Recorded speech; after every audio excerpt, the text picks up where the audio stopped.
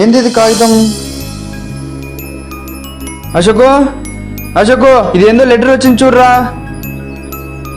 బాబాయ్, మహేష్ గారు సంక్రాంతికి ఇంటికి వస్తాడంట. డబ్బులు అవసరం ఉందంట, లెటర్ రాసినాడు. హాయ్ రా. హే హాయ్ రా, బాగున్నావా?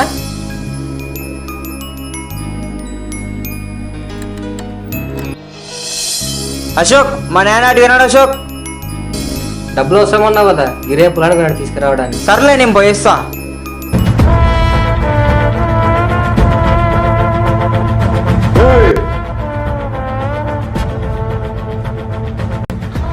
నువ్వు చెప్పే నువ్వు చేసే పని ఏంటిదిలే? ఏదో చేస్తున్నాను కదా.